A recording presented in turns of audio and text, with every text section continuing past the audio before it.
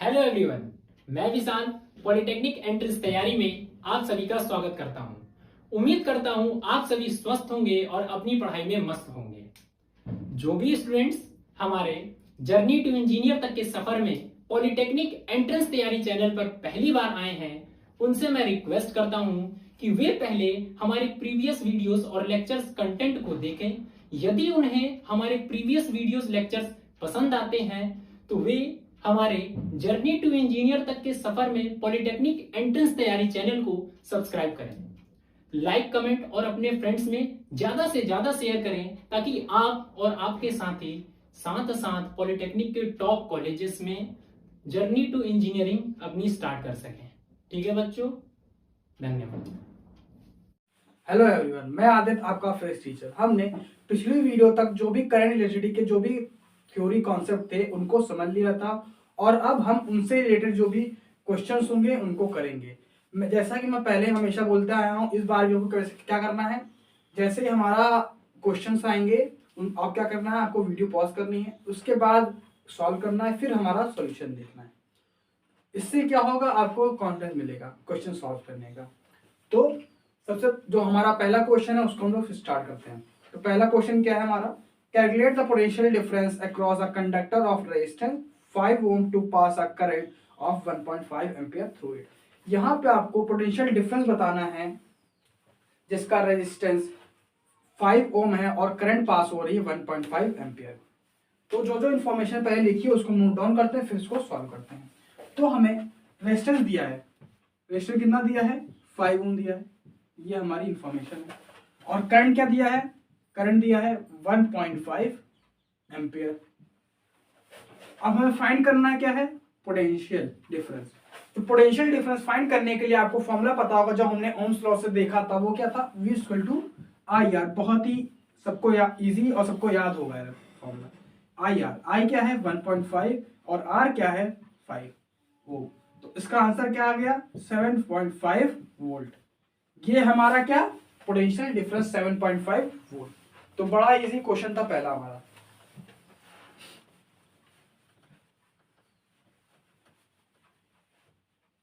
अब second question करते हैं। सेकंड क्वेश्चन क्या है देखते हैं। Calculate the resistance of 1 kilometre long copper wire of radius 1 mm and the resistivity of copper is 1.72 into 10 की पावर -8 ओम मीटर। आपको यहाँ पे कैलकुलेट करना है रेजिस्टेंस। किसका रेजिस्टेंस करना है, 1 किलोमीटर वायर है जिसका रेडियस क्या है 1 मिलीमीटर है और रेजिस्टिविटी क्या है 1.72 इंटू 10 की पावर -8 ओम मीटर। तो आपको रेजिस्टेंस फाइंड करना है। तो जो जो इन्फॉर्मेशन दी है उसको फिर नोट डाउन करते हैं। तो लेंथ क्या है 1 किलोमीटर। क्या हम यहाँ पे 1 किलोमीटर यूज करेंगे, नहीं करेंगे, तो क्या करेंगे, मीटर में करते हैं। इसकी यूनिट क्या होती है, मीटर में देनी, इसको कन्वर्ट कर देते हैं, नहीं 10 की पावर 3 मीटर। 1 किलोमीटर को मीटर में करना है तो क्या करेंगे, 1000 से मल्टीप्लाई करेंगे, यानी 10 की पावर 3 मीटर हो जाएगा। अब वहीं पे अगर हम देखें रेडियस कितनी है, रेडियस कितनी दी गई है 1 mm दी गई, यानी 1 मिलीमीटर। अब मिलीमीटर को मीटर में करना क्या करेंगे, 1000 से डिवाइड करेंगे, यानी 10 की पावर -3 मीटर। तो आपको रेजिस्टेंस निकालने का फॉर्मूला पता होगा, क्योंकि और यहाँ पर रेजिस्टेंस निकालने का फॉर्मूला ये यूज नहीं करेंगे, V/I नहीं करेंगे यूज। क्यों नहीं करेंगे, क्योंकि हमें इसके बारे में इंफॉर्मेशन नहीं दी गई है, क्योंकि हमें ना वोल्टेज दिया गया है ना ही करंट दी गई है। तो हम इसका फॉर्मूला ना यूज करके दूसरा कौन सा फॉर्मूला यूज करेंगे, क्योंकि यहाँ पर रेजिस्टिविटी दी गई है कॉपर की, तो यानी हमें रेजिस्टिविटी वाला फॉर्मूला यूज करना पड़ेगा, यानी R equal to row L/A। ये फॉर्मूला हमें यूज करना पड़ेगा। तो जो जो इन्फॉर्मेशन दी गई उसको नोट डाउन करते हैं। तो रो क्या दी गई है देखते हैं, रो क्या है 1.72 इंटू 10 की पावर -8 ओम मीटर, सॉरी ओम मीटर। ये हमें दी गई है रो, यानी रेजिस्टिविटी। रेजिस्टिविटी लिख देते हैं 1.72 इंटू 10 की पावर -8 इंटू लेंथ क्या है हमारी, लेंथ है हमारी 10 की पावर 3 और एरिया क्या है हमारा पाई R स्क्वायर। R क्या है हमारा 10 की पावर -3, 10 की पावर -3 का स्क्वायर। सॉल्व करते हैं इसको, 1.72 इंटू 10 की पावर 8 और -8 यहाँ पे क्या है, बेस सेम है और पावर क्या है, अलग अलग। तो बेस जब सेम होता है तो पावर क्या करते हैं, ऐड करते हैं। तो -8 + 3 कितना आएगा, -5 आएगा। ये हो गया। और अब डिवाइड में क्या होगा, पाई, यानी पाई की वैल्यू क्या है, 3.4 है, 3.14 सॉरी, इंटू 10⁻⁻6। सॉल्व करेंगे तो क्या आएगा, 0.55 इंटू, ये ऊपर जाएगा, इंटू 10। तो कितना आ गया आंसर हमारा, 5.5 ओम। ये क्या है हमारा, रेजिस्टेंस आ गया। तो इसमें कैलकुलेशन को आपको ध्यान रखना था, फॉर्मूला इजी था, आपको आसानी से कर सकते हैं। तो रेजिस्टेंस हमने फाइंड कर लिया, तो हमारा सेकंड क्वेश्चन डन हो गया। मैं होप करता हूं आपको क्वेश्चन सब समझ आ रहे होंगे।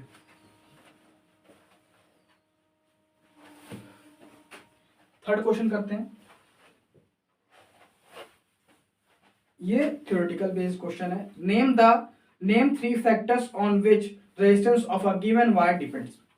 आपको ये बताना है कौन से 3 ऐसे फैक्टर हैं जिसपे रेजिस्टेंस हमारा डिपेंड करता है। मैंने जब रेजिस्टेंस पढ़ाया था उसमें मैंने आपसे बात की थी कि कौन कौन से ऐसे फैक्टर हैं जिनकी वजह से रेजिस्टेंस हमारा डिपेंड करता है। वो आपसे पूछा गया। तो किस पे डिपेंड करता है, किस पे डिपेंड करता है, टेम्परेचर पे डिपेंड करता है। किस पे डिपेंड करता है, टेम्परेचर पे डिपेंड करता है। और किस पे डिपेंड करता है, लेंथ पे डिपेंड करता है। और किस पे डिपेंड करता है, एरिया पे डिपेंड करता है। तो ये 3 फैक्टर है। और भी चीज, चौथा क्या है, नेचर ऑफ कंडक्टर पे डिपेंड करता है। जब हम 3 की बात की तो 3 की बात करते हैं। टेम्परेचर कैसे, डायरेक्टली, लेंथ पे डायरेक्टली डिपेंड करता है, एरिया पे इनवर्सली डिपेंड करता है। तो ये 3 फैक्टर हैं जिसपे हमारा रेजिस्टेंस डिपेंड करता है। तो ये थर्ड क्वेश्चन था।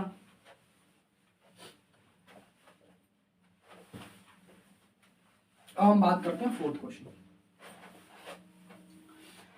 फोर्थ में 2 पार्ट हैं। आपसे पहला पार्ट बोला गया है ड्रॉ अ वीआई ग्राफ, यानी पोटेंशियल डिफरेंस और करंट का आपको ग्राफ बनाना है for a conductor obeying Ohm's law. उसका ग्राफ बनाना है जो ओम्स लॉ फॉलो करता है, उसका वीआई ग्राफ आपको बनाना है। और सेकंड पार्ट कह रहा है what does the slope of VI graph of conductor represent. तो पहले फर्स्ट पार्ट करते हैं। फर्स्ट पार्ट क्या कह रहा है, आपको वीआई यानी पोटेंशियल डिफरेंस और करंट का ग्राफ बनाना है। ये एक्स एक्सिस, ये वाई एक्सिस। तो मैंने बात की थी, अगर आपको वीआई ग्राफ पूछा जाए, किसका पूछा जाए, ओमिक कंडक्टर की, यानी सिंपल सा यहाँ पे ओम्स लॉ जो फॉलो करते हैं उनका ग्राफ पूछा जाए। यानी जब वैसे ओम्स लॉ और नॉन ओम्स लॉ को ओबे करने वाले कौन होते थे, यानी ओमिक कंडक्टर होते थे। तो यानी ओम्स लॉ में जब भी ग्राफ बने, जो ओम्स लॉ को फॉलो करें उनका ग्राफ कैसा बनेगा, हमेशा स्ट्रेट लाइन बनेगा। तो हमने स्ट्रेट लाइन ग्राफ बना दिया। तो ये क्या बनेगा, किसका बनेगा, ये ओम्स लॉ वाले का बना है। किसका, ओम्स लॉ फॉलो करने वाले का, ओम्स लॉ फॉलो करने वाले का किसका ग्राफ बना है, जो ओम्स लॉ फॉलो करते हैं उसका वीआई ग्राफ क्या बनता है, एक स्ट्रेट लाइन बनती है। और वही अगर हम यहाँ पे दूसरा क्वेश्चन पूछ लेते हैं, अगर नॉन जो ओम्स लॉ को ओबे नहीं कर रहे हैं, यानी जो ओम्स लॉ को मान नहीं रहे, वहां पे कैसे बनता, वहां पे कर्व ग्राफ बनता। तो ए पार्ट इजी था, हमने इजीली ग्राफ बना लिया। अब बी पार्ट क्या बोल रहा है उसको देखते हैं। बी पार्ट बोल रहा है what does the slope of VI graph for a conductor represent. ये जो हमने वीआई ग्राफ बनाया, इसका जो स्लोप है, यानी इसका जो स्लोप है वो क्या रिप्रेजेंट करता है, देख लेते हैं। ये क्या होगा, ये क्या है, v है, और ये क्या है, i है। तो slope equal to v by I, और v बाय आई क्या होता है, r होता है। यानी हमें पहले ही पता था, लेकिन मैंने आपको ड्राइव करके दिखा दी कि होता क्या है। तो सिंपल हमारा क्या होता है, तो हमारा स्लोप ऑफ वीआई ग्राफ क्या होता है, रेजिस्टेंस होता है। क्या होता है, रेजिस्टेंस। बहुत ही इजी था और मैंने आपको करके भी दिखा दिया कैसे होता है।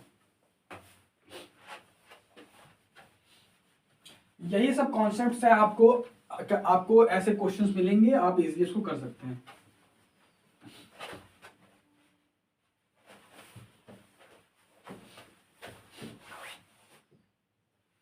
फिफ्थ क्वेश्चन देखते हैं। The figure shows the IV characteristics curves for the four resistors identify the ohmic and non-ohmic resistors।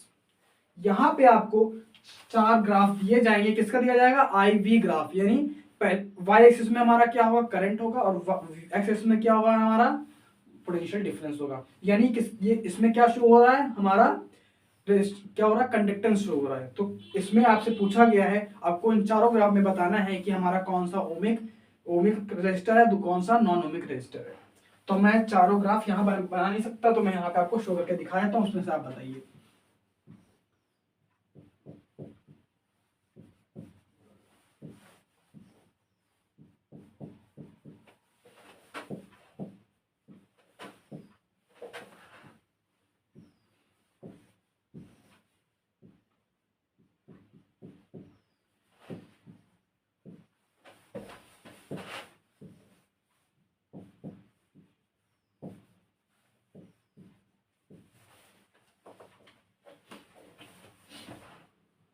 थोड़ा वेट करिए, बस बन रहा है।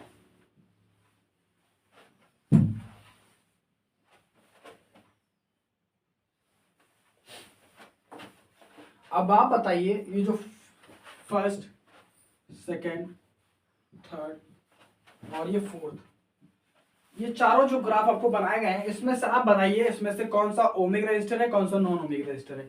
वही बात हुई, मैंने क्या IV ग्राफ हो या फिर VI ग्राफ हो, अगर स्ट्रेट लाइन हमारा ग्राफ होगा, यानी स्ट्रेट लाइन कैसा यहाँ पे कोई दिख रहा है ये, यानी अगर जो भी यहाँ पे स्ट्रेट लाइन ग्राफ दिख जाएंगे, यहाँ पे और भी ग्राफ होते हैं, वहां पे अगर कोई भी अगर ग्राफ आपको स्ट्रेट लाइन दिखता है वो ओमिक रेजिस्टर्स होंगे, और जो कर्व लाइन में होंगे, कैसे भी कर्व लाइन में होंगे, वो क्या होंगे? नॉन ओमिक रेजिस्टर्स होंगे। तो ये पहला आपको क्या दिख रहा है? ये हमारा क्या दिख रहा है? Non ohmic. क्या दिख रहा है? Non ohmic. दूसरा बताइए, ये क्या दिख रहा है? ये भी कर्व दिख रहा है, यानी नॉन ओमिक। ये क्या है? ये भी कर्व है, यानी ये भी नॉन ओमिक। Non ohmic. और लास्ट फोर्थ, ये क्या है? Straight line. और स्ट्रेट लाइन मतलब ओमिक रेजिस्टर। क्या है? ओमिक। तो आपको आइडेंटिफाई करना था इसमें कि कौन सा ओमिक रेजिस्टर है, कौन सा नॉन ओमिक रेजिस्टर है। तो बड़ी इजी से हमने इसको आइडेंटिफाई कर लिया।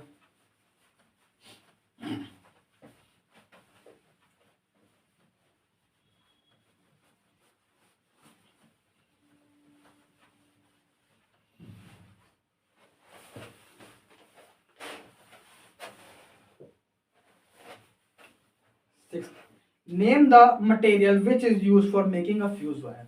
देखिए क्वेश्चंस आ गए कि जब हमने बात की थी अपने जो करंट इलेक्ट्रिसिटी का जो पहला वीडियो था, उसमें हमने बात की थी choices of material wire, choices of material of a wire. Wire को मतलब जब हम लोग वायर यूज करते हैं वो डिफरेंट जगह पे अलग अलग तरीके से यूज करते हैं। तो आपसे उसी रिलेटेड क्वेश्चन आया है, name a material which is use for making a fuse wire. जो हम लोग फ्यूज वायर का इस्तेमाल करते हैं वो किस मटेरियल से बना है? जो फ्यूज वायर हम इस्तेमाल करते हैं किस मटेरियल से बना है? Alloy of lead and tin. किससे बना है? Alloy of lead and tin, इनके मिक्सचर से बना है। तो ये चीज आपको ध्यान रखनी है। ये आपको बाद में जब ऑप्शंस मिलेंगे उसमें आपको मिल सकता है, तो आप इजीली इसको कर सकते हैं। तो किससे फ्यूज वायर किस मटेरियल से बना है? Alloy of lead and tin. अब 7th क्वेश्चन देखते हैं। एक मिनट के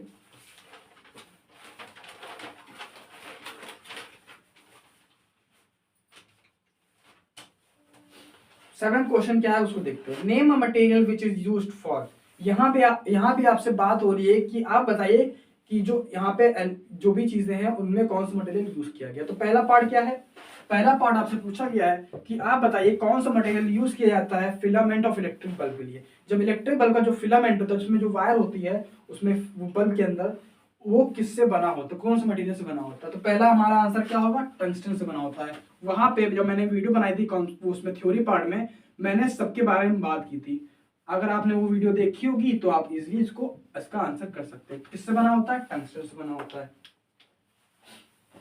और दूसरा पार्ट क्या कह रहा है? दूसरा पार्ट कह रहा है कि heating element of a room heater.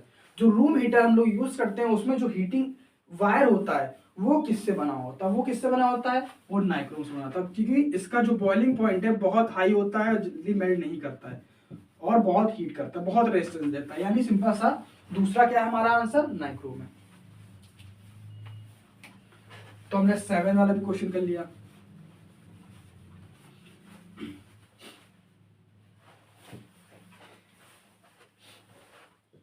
Eight question ये आपसे पूछा गया है, a substance has zero resistance below 1 kelvin, what is such a substance called?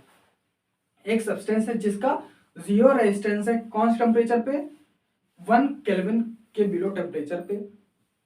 आपसे ये पूछा गया है what is such a substance called, उस सब्सटेंस को आप क्या कहते हैं, मतलब उस सब्सटेंस को क्या कहते हैं? तो मतलब सिंपल सा है, मैंने आपसे बात की थी कि ऐसा कौन सा कंडक्टर है जिसका जीरो रेजिस्टेंस है, वो और कब होता है? जब उसका बहुत लो टेम्परेचर, और कितना लो टेम्परेचर? यहाँ पे 1 केल्विन से भी कम है। और ये सिर्फ एक ही जगह हो, कौन से कंडक्टर में होता है? एक ही जगह होता है, कौन सा? सेमीकंडक्टर, सॉरी सेमीकंडक्टर नहीं, सुपर कंडक्टर।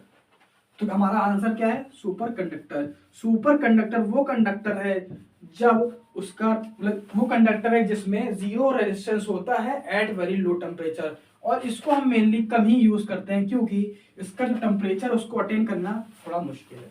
इसको हर समय नहीं कर सकते आप, ऐसा कहीं आपको जरूरत पड़ती है तब कभी कभी आप मतलब एज ए लैब में किया जा सकता है, ऐसा हम प्रैक्टिकली हर समय नहीं कर सकते। तो सुपर कंडक्टर हमारा इसका आंसर होगा 8 का। अब 9 क्वेश्चन क्या है? ऑब्जेक्टिव है, टिक करना है आपको। 4 ऑप्शन ऊपर दिए गए हैं। Which of the following is an ohmic resistance? आपको ये बताना है इसमें इन चारों ऑप्शन में से कि कौन सा ओमिक रेजिस्टेंस है। पहला ऑप्शन डायोड वॉल्व, दूसरा फिलामेंट ऑफ बल्ब, तीसरा जंक्शन डायोड, चौथा नाइक्रोम। तो इन चारों में से आपको ये बताना है कौन सा हमारा ओमिक रेजिस्टर है। तो इसमें हमारा ऑप्शन कौन सा होगा? नाइक्रोम होगा। नाइक्रोम क्या है? ओमिक रेजिस्टेंस है। तो हमारा क्या आंसर आ गया? Option D, nichrome.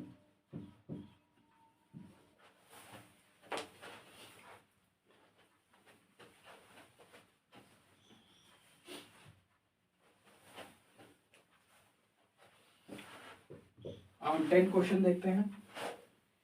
For which of the following substances the resistance decreases with increase in temperature? आपको बताना है इन चारों ऑप्शन में जो भी यहाँ पे एलिमेंट्स दिए गए हैं उसमें ये बताना है कि रेजिस्टेंस किसमें डिक्रीज होता है अगर हम टेम्परेचर इंक्रीज करते हैं। यानी यहाँ पे किसकी बात कर रहे हैं? सेमीकंडक्टर की बात कर रहे हैं। यहाँ पे ऑप्शन दिया है कॉपर, मरकरी, कार्बन और प्लेटिनम। तो यहाँ पे ऑप्शन कौन सा होगा? यहाँ पे कॉपर, मरकरी और प्लेटिनम सब क्या है हमारे? ये सब क्या है? हमारे मेटल्स। और कॉपर क्या है? हमारा आंसर। यानी इसमें अलग क्या है? कार्बन ही तो है, तो कार्बन हमारा आंसर हो जाएगा। तो ये 10 भी हमने आप इजीली कर लिया।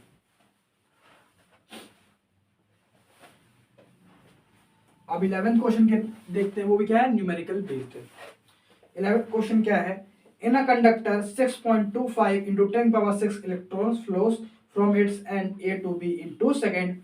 Find the current flowing through the conductor. आपको यहाँ पे करंट बताना है जो कंडक्टर में फ्लो कर रहा है, और उसका इंफॉर्मेशन आपको क्या दी गई है? कंडक्टर है जिसमें 6.25 into 10 power 16 इलेक्ट्रॉन फ्लो हो रहे हैं A to B।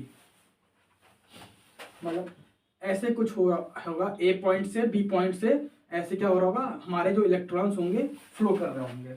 और कितने इलेक्ट्रॉन्स हैं?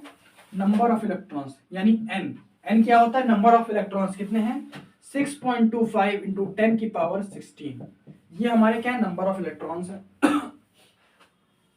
और क्या हो रहा है? 6.25 electrons A to B flow कर रहे हैं। कितने टाइम तक के लिए किए?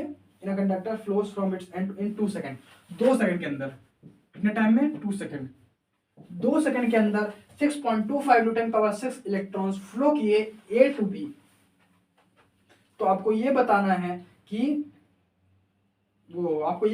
करंट कितना फ्लो हो रहा है कंडक्टर में।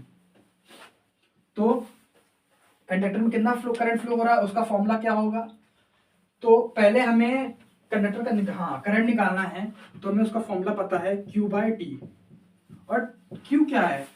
क्यू यानी हमें फाइंड करना पड़ेगा। तो क्यू निकालने के लिए क्या होगा, इसी में पुट कर देते हैं। क्यू निकालने के लिए फॉर्मूला क्या होता है, फॉर्मूला होगा, देखिए, हाँ, एन ई बाय टी।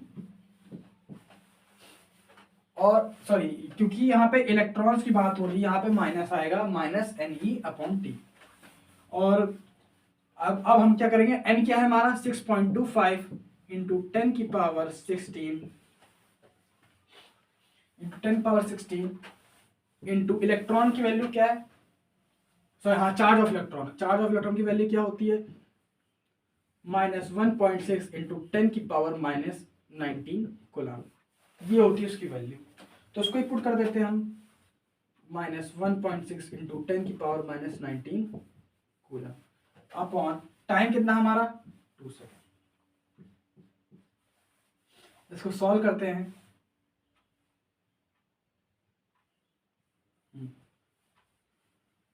तो माइनस से माइनस कट गया, ये 30 नीचे आ गए,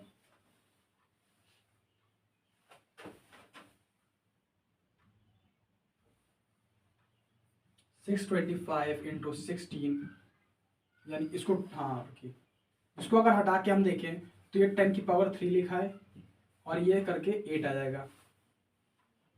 तो 625 इंटू 8 हो गया, और ये 10 पावर 16 और 10 पावर -19, तो क्या आएगा 10 की पावर -3 अपॉन 10 की पावर 3।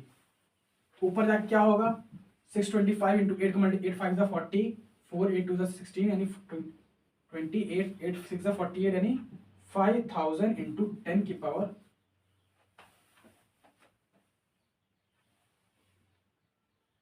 -6। तो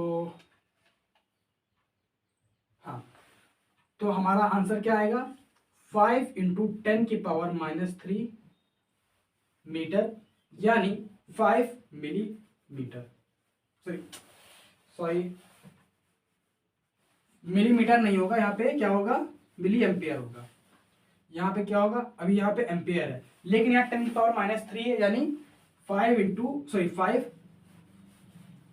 5 मिली एम्पियर, ये क्या आएगा, हमारा आंसर आएगा। तो यहाँ पे कैलकुलेशन थोड़ी लेंदी हो गई, आप इसलिए थोड़ा ध्यान रखिएगा, आपकी कैलकुलेशन थोड़ी स्ट्रांग होनी चाहिए। तो सिंपल से क्या किया हमने, Q बाई टी था, Q पता है तो हमने माइनस एन कर दिया, और बाई टी, तो माइनस, और यहाँ पे इलेक्ट्रॉन का जो चार्ज है वो माइनस माइनस कट गया, और फिर सॉल्व करने पे हमारा क्या आंसर आया, 5 मिली एम्पियर। क्वेश्चन थोड़ा लेंदी था।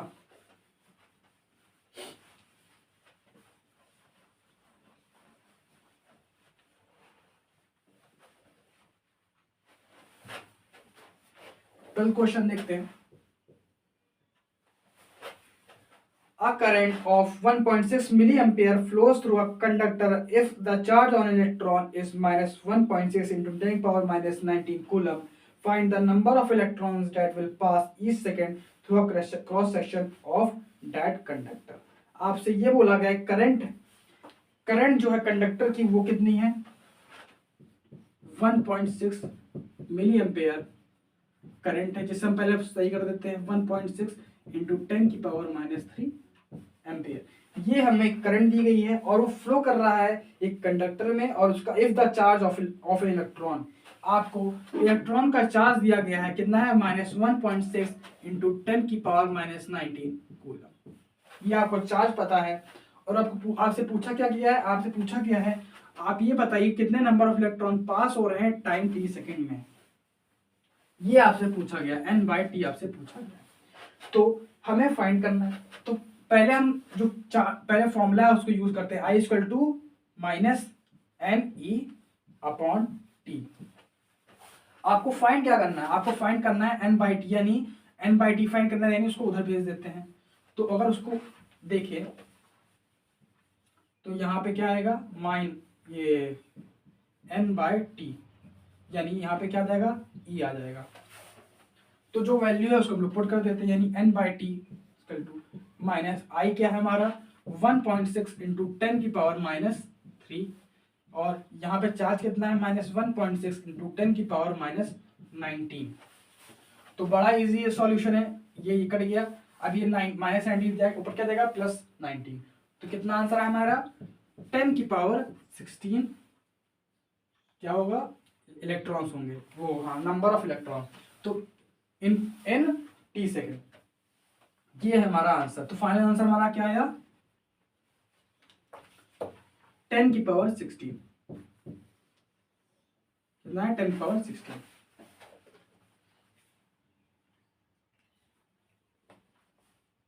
एक मिनट रुकिए। हाँ, तो हमने फाइंड कर लिया क्या है, नंबर ऑफ, क्या है, number of electron that will pass पर सेकंड, ईच सेकंड, मतलब ईच सेकंड में जो नंबर ऑफ इलेक्ट्रॉन्स कितने होंगे, वो क्या होंगे, 10 पावर 16। ईच सेकंड पूछ रहा है, सॉरी, ईच सेकंड पूछ रहा है, यानी टाइम भी हमें क्या दिया गया, 1 दिया गया है। यानी हम लोग सीधा आंसर कर देंगे जो हमारी नंबर ऑफ इलेक्ट्रॉन्स पर सेकंड कितना है, नंबर इलेक्ट्रॉन पर सेकंड, मतलब एक सेकंड में कितने इलेक्ट्रॉन्स आ रहे हैं, 10 की पावर 16। तो 12th क्वेश्चन हमारा हो गया।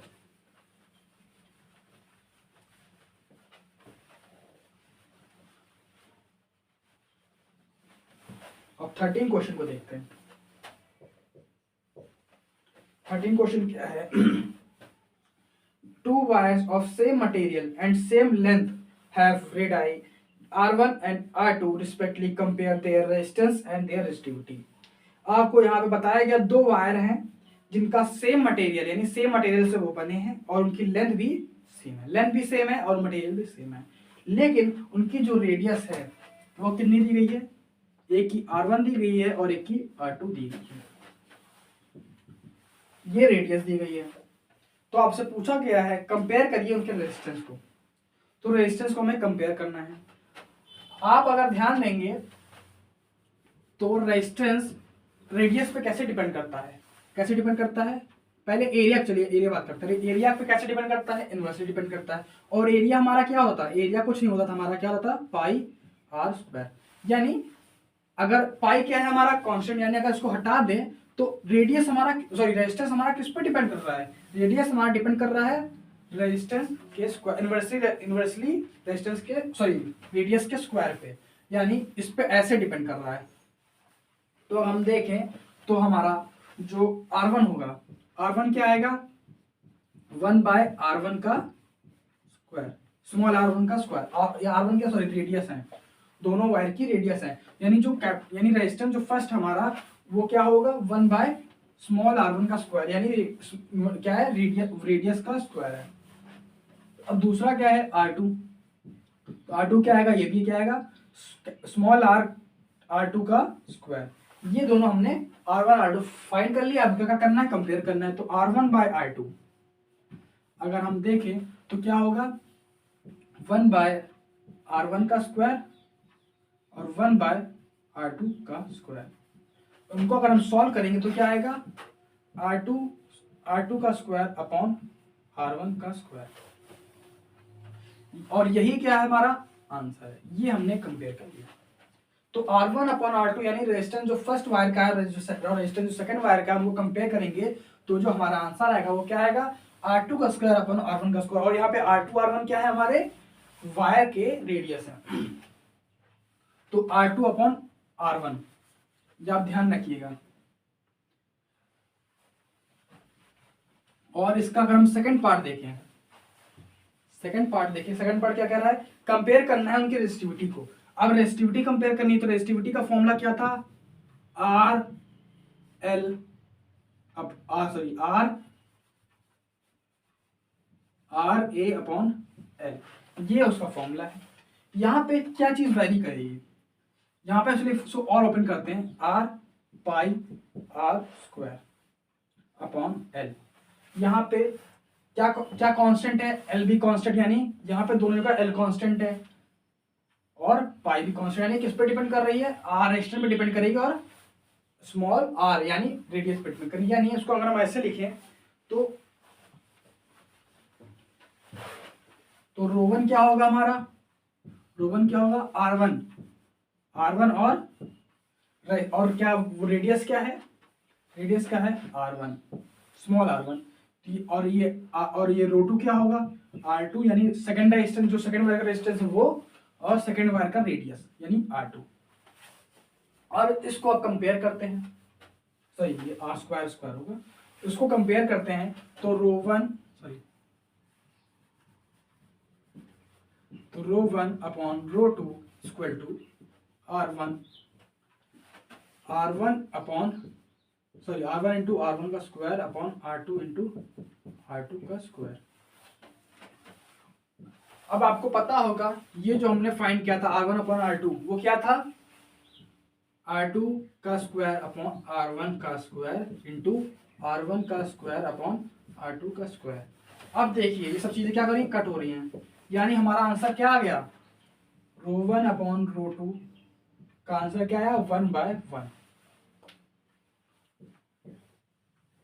ये हमने फाइंड कर लिया। तो हमारा अगर रेजिस्टेंस कंपेयर कर रहे हैं तो हम लोग क्या आंसर आया था R2 का स्क्वायर अपॉन R1 का स्क्वायर, और रेजिस्टिविटी का कंपेयर करेंगे तो क्या आएगा 1:1 आएगा।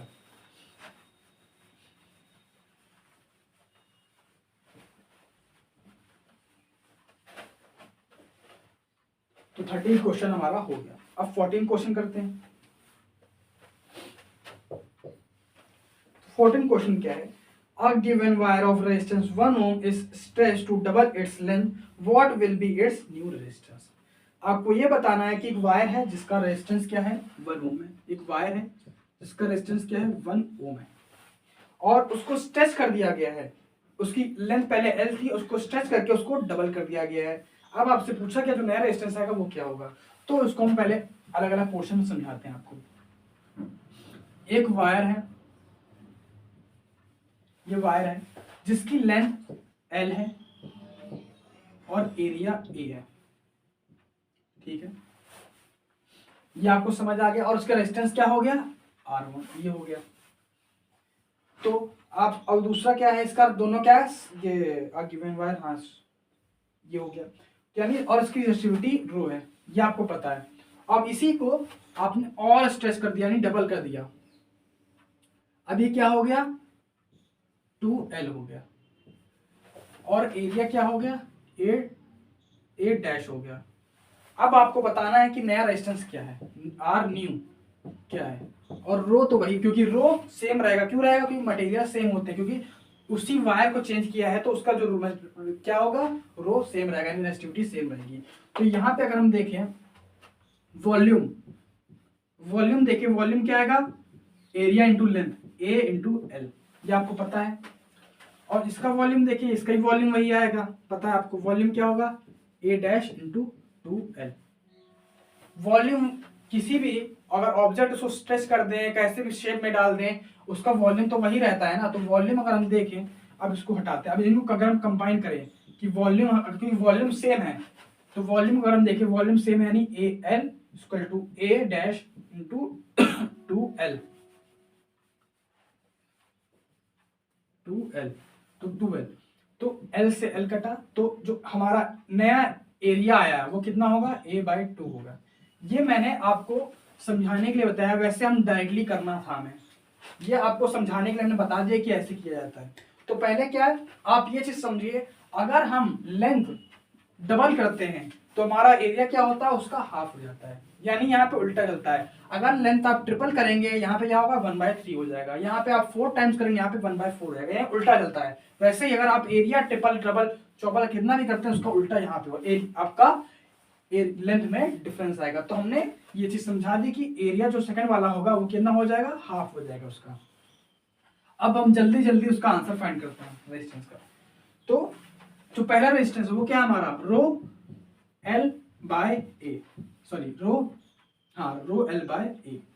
ये है हमारा, ये R1 है, ठीक है। R2 क्या होगा, रो 2L/A/2, मतलब A डैश जो है, यहाँ पे समझिए A डैश है, अब A डैश क्या था A/2 था, तो A/2 करेंगे, तो A/2 कहाँ जाएगा, यहाँ जाएगा ऊपर, तो रो 4L/A, ये क्या हो गया 4 रो L/A।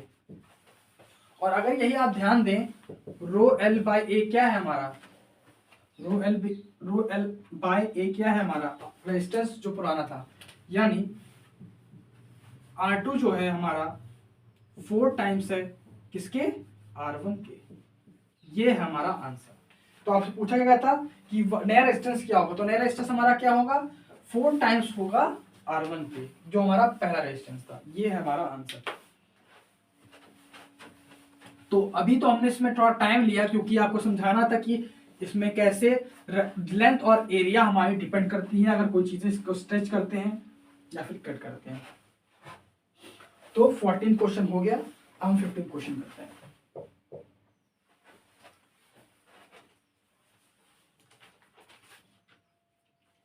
A wire of 9 ohm resistance having 30 centimeter length is triple on itself. What is the new resistance? एक वायर है जिसका रेजिस्टेंस 9 ओम है, क्या है, 9 ओम रेजिस्टेंस है, और उसकी लेंथ कितनी दी गई है आपको, 30 सेंटीमीटर। इसको पहले हम लोग सही कर देते हैं, 30 सेंटीमीटर यानी 0.3 मीटर, ये हम उसकी लेंथ है। अब उसको क्या किया गया, उस लेंथ को क्या किया गया, उसको क्या किया, उसको ट्रिपल मतलब उसको 1/3 में उसको क्या कर दिया गया, उसको छोटा कर दिया गया। मतलब एक लेंथ है वायर की, वो क्या थी, कुछ लेंथ थी, समझ लिए, अभी हम उसको एल से डिनोट करते हैं, लेंथ है, उसको और छोटा करके, समझ लिए, और छोटा करके कितना कर दिया, L/3 कर दिया। मतलब उसको और कम करके मतलब समझिए L/3 कर दिया। तो आपसे पूछा गया है नया रेजिस्टेंस क्या होगा।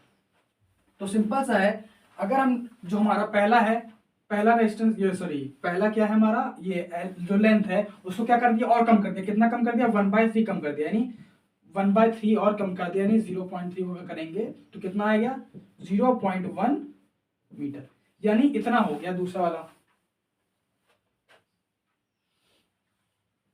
इतना हो गया, ठीक है।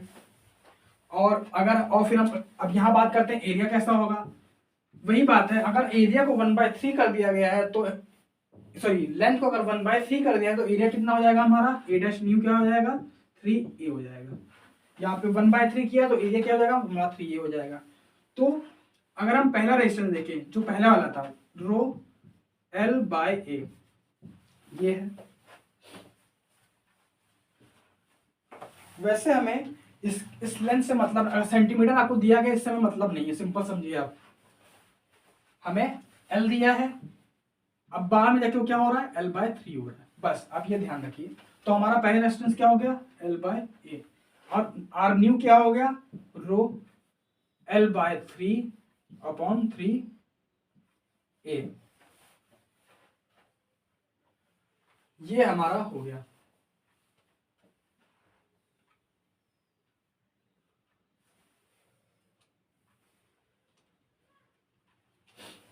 तो हम देखें तो सॉल्व करें तो क्या आ गया, L/A यहाँ पे 9, तो R न्यू क्या हुआ, 1/9 रो L/A, और यही रो L/A क्या है हमारा पहला रेजिस्टेंस,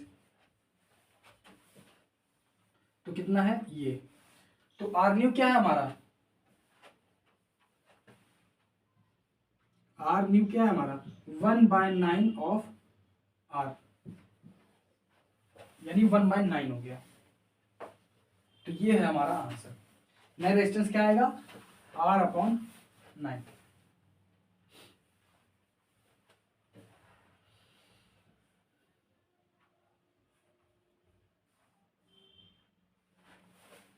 ठीक है, तो ये हो गया हमारा आंसर।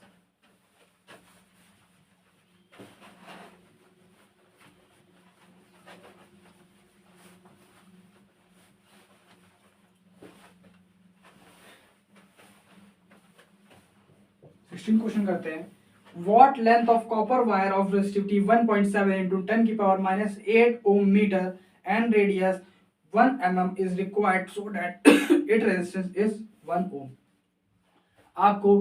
आपसे पूछा गया कि length of wire, copper wire का क्या होगा अगर उसकी रेजिस्टिविटी क्या है, 1.7 into 10 power 8 ओम मीटर है और रेडियस 1 मिलीमीटर है, तो और उसका रेजिस्टेंस दिया गया 1 ओम। तो आपसे पूछा गया उसकी लेंथ कितनी होगी।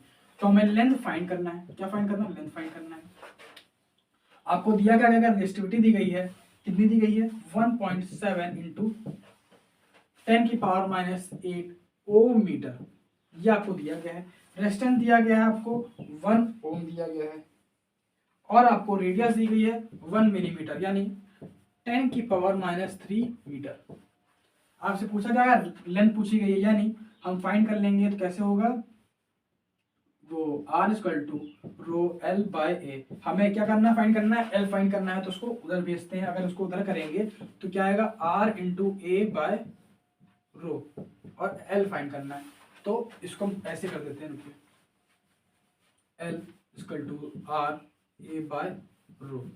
इसको सॉल्व करेंगे तो क्या होगा? R क्या है हमारा? 1 इंटू एरिया क्या है? पाई यानी 3.14 इंटू R क्या है? 10⁻³ 10⁻⁶ अपॉन रो। रो क्या है? 1.7 यानी रेजिस्टिविटी 10⁻⁸। ये हो गया। तो सॉल्व करने पे क्या होगा? सॉल्व करेंगे तो हमारा आंसर अगर राइट, अभी क्योंकि उसमें कैलकुलेशन थोड़ी लॉन्ग है तो राइटली आपको आंसर में लिख के देते हैं। क्या आंसर हमारा आया है? 184.7। ये हमारा क्या आंसर आया? क्या है? लेंथ है यानी मीटर। तो हमारा डायरेक्टली आंसर क्या है? 184.7 मीटर। क्योंकि आपको यहाँ कैलकुलेशन थोड़ी लॉन्ग है, आप सॉल्व करने में थोड़ा टाइम लग जाएगा, इसलिए हम डायरेक्टली आंसर लिख दिया। क्या आंसर आया? 184.7 मीटर। तो ये हमारा क्या है? लेंथ। तो हमने फाइंड कर दिया।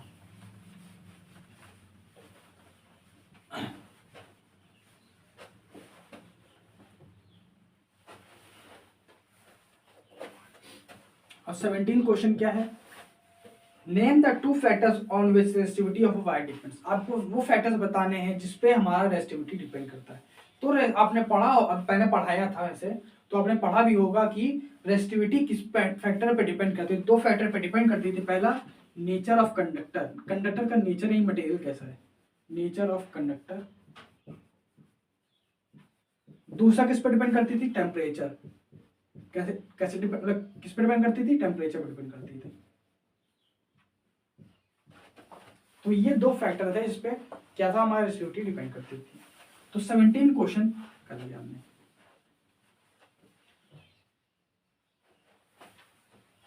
अब हम बात करते हैं अपने लास्ट क्वेश्चन के बारे में, वो है 18। What is the SI unit of conductivity. Conductivity का एसआई यूनिट क्या है? कंडक्टिविटी का एसआई यूनिट, वैसे कंडक्टिविटी होता क्या था? कंडक्टिविटी होता क्या था? कंडक्टिविटी होता क्या है? Inverse of resistivity. रेजिस्टिविटी और उसका, अगर रेजिस्टिविटी का क्या है? ओम मीटर है, तो कंडक्टिविटी क्या होगी? तो unit of SI unit of conductivity क्या होगी? एसआई यूनिट ऑफ कंडक्टिविटी क्या होगी? पर ओम पर मीटर, सॉरी, ओम इनवर्स और ओम मीटर। ये हमारा एसआई यूनिट ऑफ कंडक्टिविटी। तो हमने यहाँ पे जो भी क्वेश्चंस थे हमने अभी करा दिए। जैसे हमने first part, second part, third part बनाए थे, थ्योरी जिसमें थे, उससे रिलेटेड हमने फर्स्ट वीडियो हमने पढ़ा था, उससे वहां तक के जो भी यहाँ पे न्यूमेरिकल्स थे वो हमने करा दिए हैं। अब हम जो सेकंड पार्ट की हमने थ्योरी पढ़ी थी उसकी नेक्स्ट वीडियो में आपको न्यूमेरिकल्स कराएंगे। तो तब तक के लिए आप यहाँ पे जो भी आपको क्वेश्चंस कराए थे, होप करते हैं कि आपने उन क्वेश्चंस को अभी मेरे साथ साथ ट्राई किया होगा। और अब ट्राई अगर नहीं किया है तो अभी वापस एक और बार आप ट्राई किया है, और जो भी जिसने नहीं किया है एक बार वापस इसको आप लगाएं। तो अभी हम लोग से आज नई चीज चालू कर रहे हैं, क्या कि हम लोग आपको डेली का आपको पीवाईक्यू क्वेश्चंस कराएंगे, जो आपको इजीली आप उसको कर सकते हैं। तो हम लोग तब तक मिलते हैं अगले वीडियो में, जिसमें हम लोग जो सेकंड पार्ट था करेंट इलेक्ट्रिसिटी का उसके हम न्यूमेरिकल्स करेंगे। तो आप लोग पढ़ते रहिए। धन्यवाद।